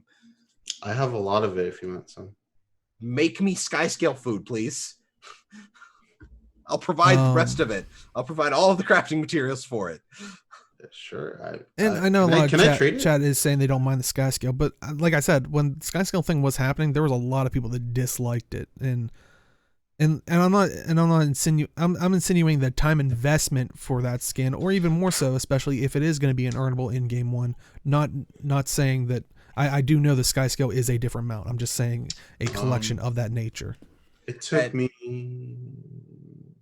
Sorry, I was going to say it took me like 4 or 5 days to make the sky scale. That, Mister, your point about things being too late now doesn't matter because people use different mount skins. There are people who still use the base mount skins, even though I use base mount skins just because I don't like some of the skins I have for those characters. So if you introduce a new mount skin, people will go and get it.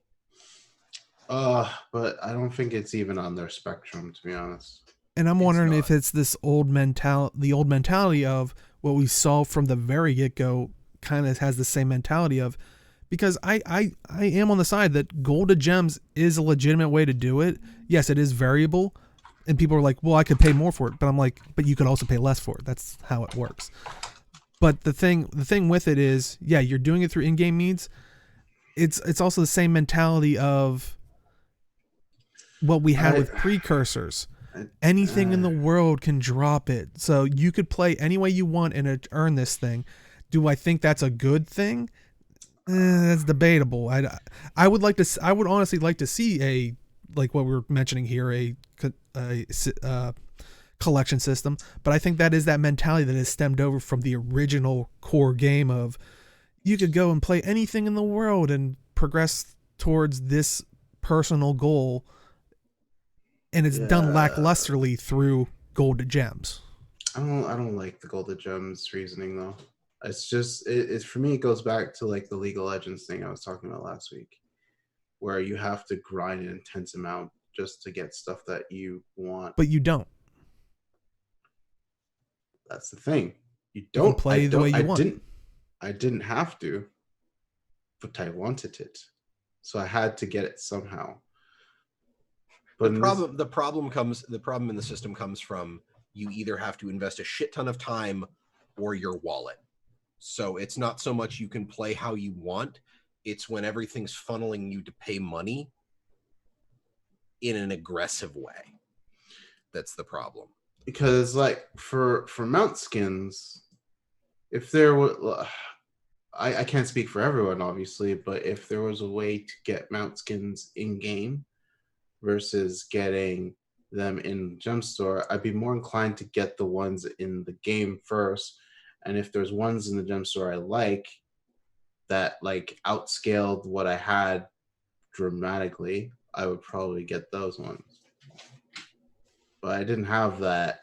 So like I have one legendary skin for the Jackal. I have one for my Springer because of Black Lion chest, and the rest are either don't have a skin or have one from a pack because there weren't any base skins in the game.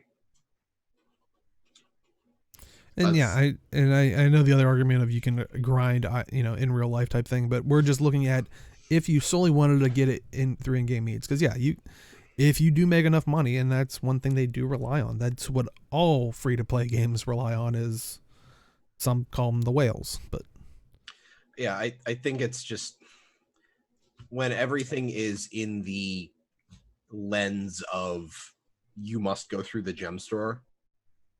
That's the thing that like people don't want to have to deal with the gem store when they want mounts in game. It's like, yeah, you can play for the gold and then get the gems and then go from there. It's just like, for me, the gem store is more like, I really like your game. I want to support you. I also like this item. I will buy this. That's how I feel cash shops should work. You don't think it achieves that? The mount skin, you like the item. That was that third one. You want to support the game. Doesn't that meet your qualifiers? Well, not in the case of mount skins, because I don't like the mount system in terms of how skins work. But skins are cosmetic, and we've known from launch, Gem Store was going to be cosmetic and convenience. It's not so much that they are cosmetic. It's more the fact that there is literally no other way to acquire them. They are solely a gem store property. Yeah. Like, and there was a lesser extent there with a gem store that has two avenues of earning money. Again, in-game means. You can't know. I don't agree with the. I don't agree through with in-game means. You gold to gems. But that's the problem. Is that, like I was saying earlier, is that it's through the lens of the gem store. So like people. So if they had a vendor that just had fluctuating gold prices, that would have been fine. What I'm talking about is you do a thing, and you get the skin. So like remember when they introduced? Yeah, and I understand like WoW has like rewards. Like if you do an achievement, you get a special skin. Yeah. You're also paying a monthly fee for that. It's not the only game in the world that would have free to play, but also gives stuff in game. True, and Chad did say they'd like to see a better balance, and I agree with this. Trust me, I'm fighting again. Deo's playing devil's advocate because he's really good at it.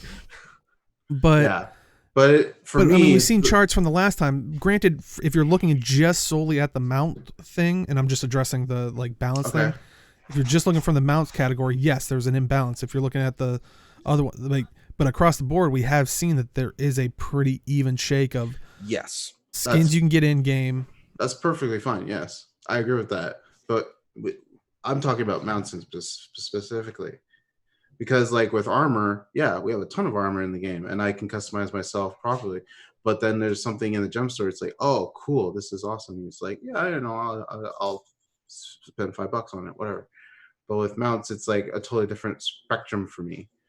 In terms of like, it's like, well, it's like I really like these, and I'm just like, it's like at this point, it's like I'm probably not gonna buy any more mount skins just because like I still don't like the system, and I don't like. Oh yeah, and I'm right there with you. I don't like the system either, but like, yeah, it's everyone has their own. But what's the difference between you're fine with buying a shoulder skin and a mount skin that's just a cosmetic thing? That's where I think their detachment comes in. Okay, I can explain that. So at least if I imagine that's so. Let's say what shoulder skin I have now? I have the scarf, right, and that's a gem store item, right? Which one? You mean the original scarf? Yes. The winter scarf there that kind of wraps around you. Yeah. So that's the gem store skin that I use on my thief. It's like all the time. Basically, to make my thief look amazing. But the shoulder I had beforehand was like the assassin one. And I've been using that. I used that for like 2 years, I think, 2-3 years. And I swapped to the scarf because it's like, yeah, it's a better look for me. It's cool. It's like, and the thing is, I had options for different looks for my shoulder. I could have chosen like any array of different things, but it's like I saw the one in the gem store. It's like, oh, this one works the best for me. It's like the one I actually really like. It's the theme that I'm going for too. It works out. I'll spend gems on it. I don't really have options when it comes to mount skins, or I don't even have one option when it comes to mount skins. To like swap to have like a customization for. That customization comes only through the jump store. But you could earn it through in-game means, through in-game funds. Through the gem store. It's still through. But then I asked if there was a merchant that just had very like it just update the gold price. And the way I would the way I would earn it is by actually doing content.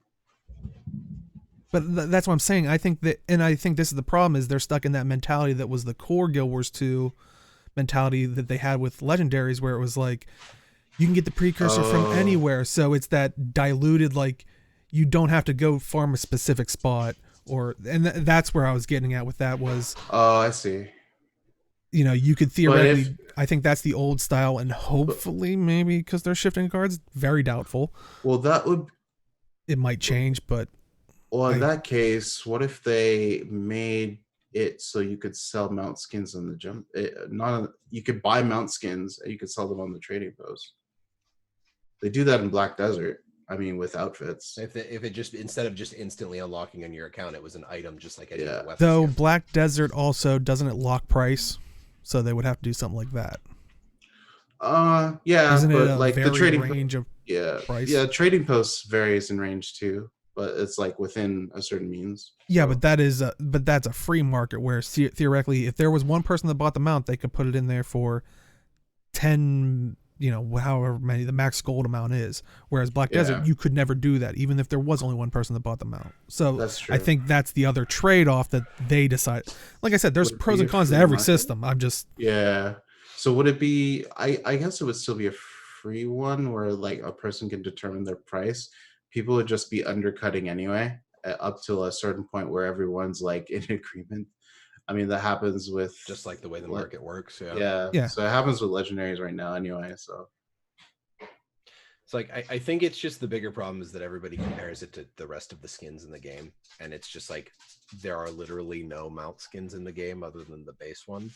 So like, I can't choose to get anything unless I go through the gem store, which I realize, yes, I can gold the gems, but like I literally must still go through the lens of the gem store for everything.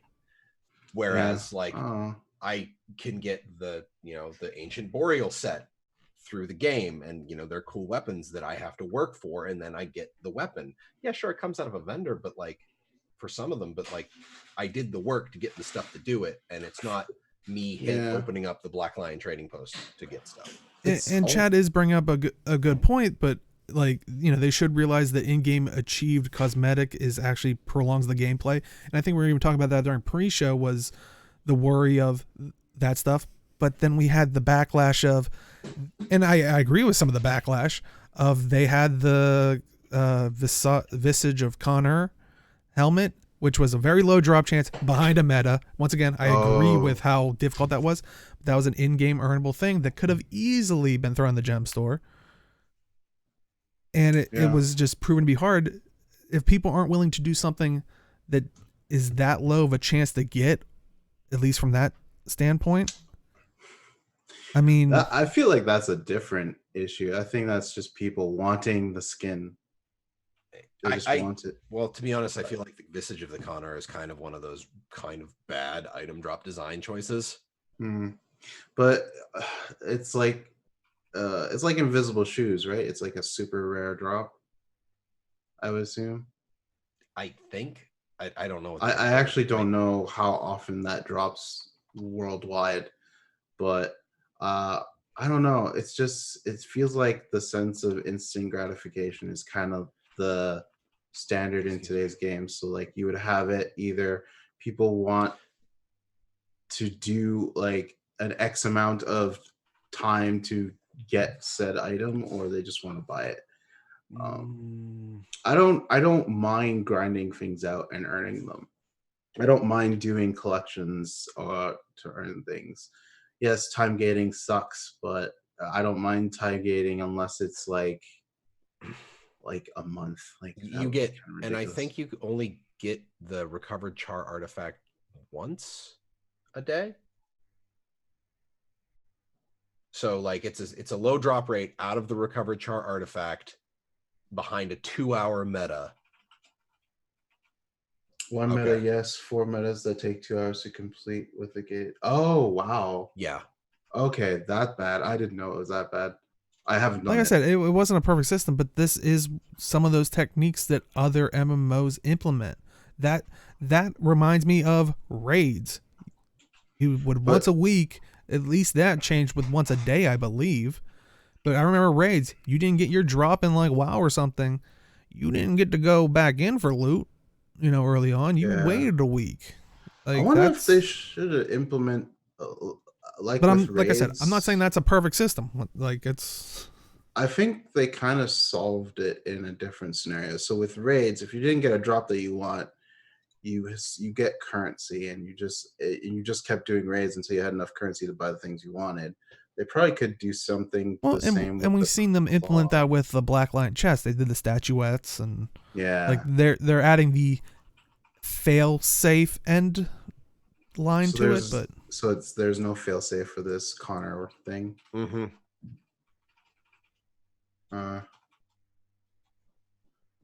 Interesting. So this apparently comes from a chest. Yeah, it's the vault that you have to get the 4 Legion keys to get into.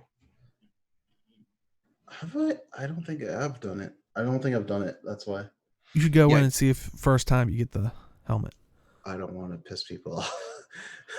That's exactly that's exactly what I did with the Ravenlord mountain. Wow, it's like oh yeah, I got this cool new mountain. Everybody's just like.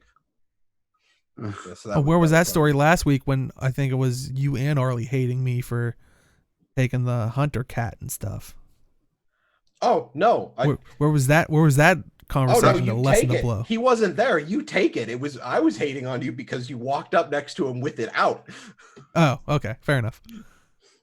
And trust me, like if you were here during pre-show, I agree. I definitely didn't like the system that Grothmar the map had. I mean, it was a lot of RNG hidden behind a time gated thing, but it is a common thing. And I know, what was the chat was saying, with the case of WoW stuff, you could still only get loot from each boss on each difficulty once a week.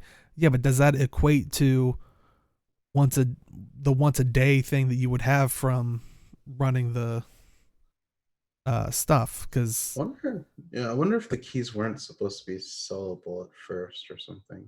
Yeah, I don't know.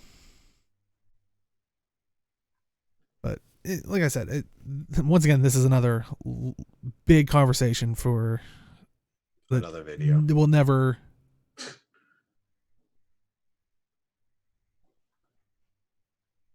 Once a day is more often than once a week. Well, but I was equating it to across it resets once a day, so that gives you 7 days in a week versus how many opportunities do you have how many difficulties are there in WoW in that situation? Like if you're going after a specific drop from a specific boss, if there's what you have mythic, I haven't been in there for so long, so I don't know the different difficulties, but I think you would be, it may be, yeah, but let's just say you're going just for the look of it, like a transmog, because that would be more equal to Guild Wars 2. That's why I was saying that, because I don't think anybody's running to get the Conir helmet for the stats.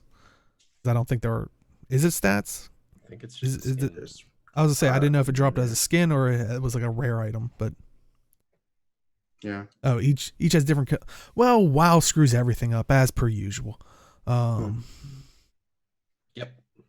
But I yet again another time, I think, because we still have Gem Store. Yeah. Well, there's not too much. There's not really new stuff in the Gem Store, but there's. Look on the bright side. This week, there's no new mount skins in the Gem Store. Maybe things are changing. Probably not. But maybe. I'm not mad about mounts being in the Gem Store. But yeah, speaking of the Gem Store, I guess it's a lead up to the next Living World Saga. You basically have the Living World Season 4, 3, and 2 complete packs in the Gem Store. For Season 4, you can get the complete pack for 768 gems, which is 20% off. Season 3 complete pack is 672 gems, which is 30% off. And Season 2 complete pack is 576 gems, which is 40% off. And I'm pretty sure this still follows the rules of if you have any unlocked, it should auto adjust for you. Honestly, worth it for every single one of them if you don't have them. Yeah, I mean, even Season 2 is like $5, $6 ish, or earnable in game. Yes, don't start that again. They're earnable in game by logging in at the right times. But if you're missing, if you're missing anything from Living World, now is the time. Yeah. Some returning items, which are, are these the mount skin? Yeah. The Shrine Guardian appearance package, the Defiant Glass appearance package, and the Outlaw appearance package are all 2,000 gems apiece. The Noble Courtier. What he said. My voice is just going. Appearance package is 1,800 gems. The Mist Stranger package is 1,700 gems. The Dervish package is 1,700 gems. The Dynamic Exosuit appearance pack is 1,500 gems. The Wedding Preparation package is 1,560 gems. The Black Line Garden Plot Deed is 1,000 gems. You can get max 2 per account. The Black Line Keys and Scrap package is 900 gems, which is max 2 per account. Recharging Teleport to Friend is 800 gems, and also Bram's Heavy Armor Skin, Magitech Medium Armor Skin, and Phoenix Light Armor Skin are all 800 gems apiece, and those are armor skins, so it is a mix and match thing if you so desire. Granted, you have to buy the whole thing. It's not a la carte, but when you do buy it, you do get stuff that you can mix and match. So you know how we're always saying when we see an outfit, oh, the shoulders on that would look great. So if you're looking at any of those and you think the shoulders look great, you can just have the shoulders. But any items in there that you would recommend? I mean, we kind of already said at least the season stuff if you don't have it already. Magitech is good. If you respect yourself, you will get the Dervish package. He's not biased or anything. No. I do like the... If you play Guild Wars One Nightfall and you like Dervish, just get Dervish package. There you go. That's as close as you're going to get Dervish in this game, so might as well enjoy it. Yeah. Yeah, so... I already have it. Yeah, he got it when it first came out. I was a day one purchaser. I was the happiest person in Guild Wars 2 for those 5 minutes. I'm going to go out on a limb here, and I'm going to assume Arlie would suggest the recharging teleport to friend. I think that is... Probably, yeah. I don't get those because I have like over 100 of those teleport to friends. So did she until she started doing jumping puzzles. So I was about to say I don't fail as jumping puzzles as badly as Arlie. So. Oh. And I just made my own grave. So thank you guys. It's been nice knowing you. Well, you could fill that in with a Blackline Garden Plot deed. I will be a beautiful flower. Ouch. But I mean the Mist Ranger outfit thing looked cool, but I'm still miffed that I didn't do a story behind that. But yeah, it was one of those things where it was like really cool if there would have been a story attached to it. All right, so for those who don't know, little story time. The Mist Ranger package I saw on Instagram, and it was like a small short excerpt. They said, I'm like, oh, they're doing a cool current event story type thing. It's like, oh, it's a jump story. Never mind. Yeah. I was hopeful that it was going to be like the next Fractal story arc or something that they were going to try. That would have been something like a current event, a new Fractal tease in, something. Which maybe that's still on the table. Probably not. I feel like I have to do that every time now. That was going to be that could have been a really cool lore thing. They could have done like just like shimmers of this person float, like phasing in and out of Tyria, and then you just like interact in different areas, and then you end up at some place, and he just gives you a skin or something. I don't know, something cool. It's like just a little bit of lore, a little bit of fun. It could have been something. Yeah. But any final thoughts on Gem Store? What's the exosuit dynamics exosuit? That's the. Is that the Iron Man one? Yeah. Mm-hmm. I like that one. I love it on my Asura. If it's the one I'm thinking of. Yeah, it's the one I'm thinking of. I like that one on my Asura a lot. I would have to disagree that it's bad for the game. I mean, well, you're going to get me into another discussion, but we'll have to definitely talk about it more on After Show. Or if you're watching us on YouTube, well, sound off in the comment section. I'll definitely usually respond back to people. But last up, it's more of a bit of an announcement on our end. I never know how to word this because I feel like you should preface it with, now no one panic, but then when you say that, exactly. We're having plans on going on a bit of a hiatus with Talking Skritt, and if you did catch us on Tuesday, me and Age with Via the Void, our Warframe podcast, we planned on putting that on a hiatus as well. Doesn't mean we're canceling, and I do also want to stress, in case for some reason this gets trickled back to Reddit or something like that, where look, more people are leaving, we're still going to be playing. Literally, when we talked about this, we wanted to talk about this last week, and sure enough, we forgot. So apologies to that. But and don't worry. Once again, we're not leaving high and dry here. We are going to episode 250, which is next week. But it's kind of, we felt that was a perfect fit of a solid 250 episodes, and also it ends right on. I don't want to use the term ends. It lands right on the living story thing, which we'll talk about there. But it's our 5 years. That was yesterday. Yeah. Yeah, Episode it's been 1, basically 5 years of that. November 15th, 2012. No, 14. I can math. 14, I think. But yeah, but honestly, when we were talking about this, one of the first things was like we want to actually have plans of actually playing the game more, like live streaming it, like all 4 of us playing, which at that point, like we'll probably just more casually talk about the news. Like we're not leaving with we're not totally hanging up anything about the news or anything like that. We'll talk about it there. It'll hopefully give me more time to probably stream on my personal channel.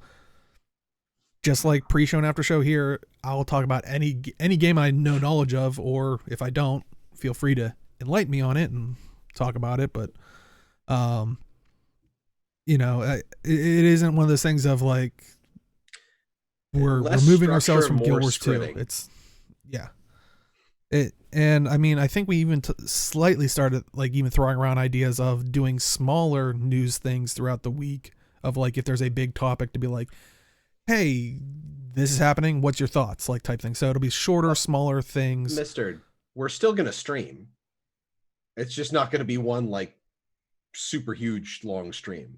Yeah, and I know we can't guarantee it'll be weekly, but we'll definitely let people know ahead of time. But for me, I think it's part of me is kind of getting like Stella wants to find her groove. So. And I'll also admit, like, I have been having trouble finding time to stream any time other than Wednesday, and Deo puts in a shit ton of work behind the scenes. And Age does with the show notes and stuff. So, and Age does, like, these two do a crap ton of work, and my contribution is 0 to hero on Wednesdays, my mediocre PvP play. And my talking here. So. I've been playing for 3 years. I hope it's not mediocre.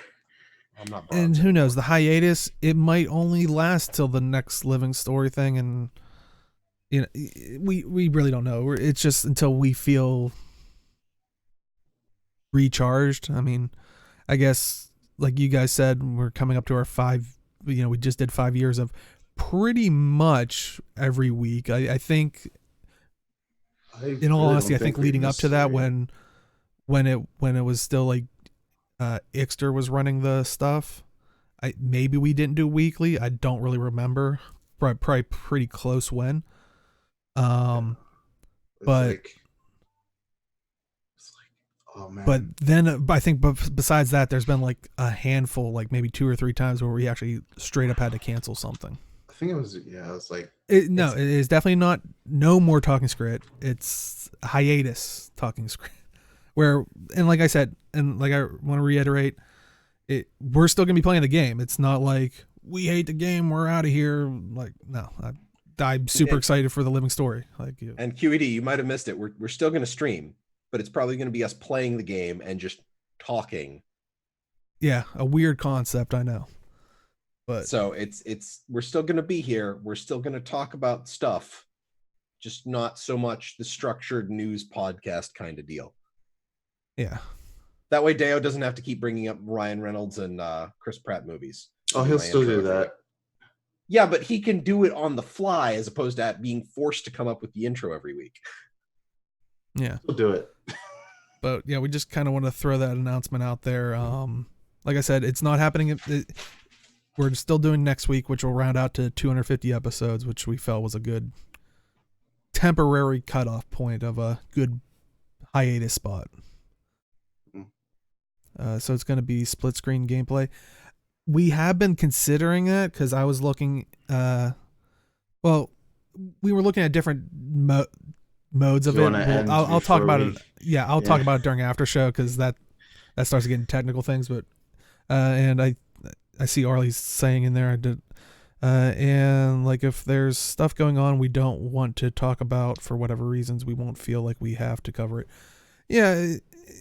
It is one of those things, like, I think it's also played on, at least I know personally for me, my senses of constantly looking at the negativity out there consistently. That has made it a bit of a drag on myself personally. But yeah, like I said, I think it's important that like this is a moment for us to recharge our batteries, especially once the Living Stories comes out. We're gonna go into Winter's Day.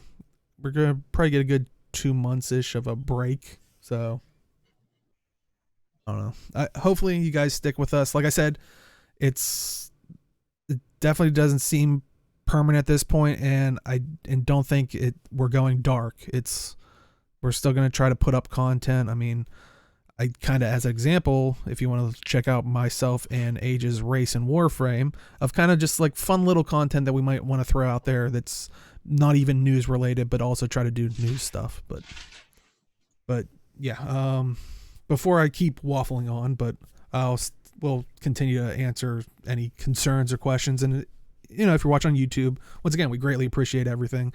If you have any questions, concerns, comments, you know, we'll definitely try to respond and stuff. But like I said, we're still doing an episode next week. Expect, like we normally do, try to have a story section without spoilers, and then at the end, spoilers. So, but yeah, that is it for this week. So Jim, where can they find you? I can be found on Twitter at MalThanosMMO. You can also find me here on twitch.tv/MAADrealms. That's 2 A's in the MAAD. Every Wednesday at 8 p.m. Eastern Time for Zero to Hero, because Ranked is back. I'm going to try and finally hit, you know, the Byzantium chest, because I've never done that ever since they introduced the PIP reward system. Ever. Which is dumb, because it's basically free gold just kind of sitting there. Gold that you can give for... Never mind. Get out! Age, where can they find you? You can find me on Twitch or YouTube at Age Night Road.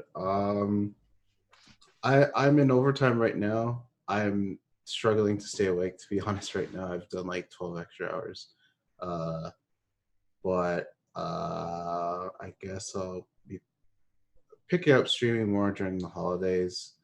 I'm also trying to finish my PC build so I can play some like newer single player games and actually stream them. And I've been picking up League of Legends a little bit more. I might stream that. I was playing with other people, so yeah. And you were playing with people? Yeah, from work. They tricked me. I'm sorry. I don't believe you. Yeah. But yeah. I'll probably stream sometime in December for sure, but that's it. I'm really tired. I'm sorry. Yeah, he ran all the way here to be on the show for us, and we greatly appreciate it, you know, since he's during his overtime phase. Yeah. I'll be here next week too. Awesome. And you can find me at simply_Deo on Twitch, and hopefully soon to be on Twitter more so, since, you know, going to try to stream more. Granted, it'll probably take place after next week, so after, you know, episode 250 and stuff, just because I've been for the last month dealing with a cracked tooth that gotta love the healthcare system, but that's not a topic that we want to get into. That I had to literally wait a month with a hole in my tooth. But anyway, that's getting removed this week, so who knows? Episode 250, I think one of the other people are going to be streaming it or going to be hosting it, just because I might not be in the best frame of mind on 250. So who knows how I'm going to turn up? I might just be like this the whole episode. Like, do you guys want to see Hi Dale? I want to see Hi Dale. Through legally advised prescription drugs, if they offer them. I think that's important to note on Twitch. But yeah, anyway. But yeah, once again, thank you everybody for coming out. We'll see everybody next week. If you are just popping the very end, do stick around. We do a bit of an after show. If you want to watch us in full, we do highlight on Twitch, twitch.tv/MAADrealms, 2 A's in the MAAD. It will go up on Sundays on YouTube if that is your platform of choice. Noon Eastern, 9 a.m. Pacific on YouTube. If you want to watch it all in full, including the audio version, our website, maadrealms.com, 2 A's in the MAAD. That's where you can find all that stuff and all the other stuff that we've talked about previously, like the Warframe podcast, the little fun race me and Age had, where really it was BS. But yeah, that is it for this week, and we'll see everybody next time and in the game. Good night, everybody. Yes. Bye.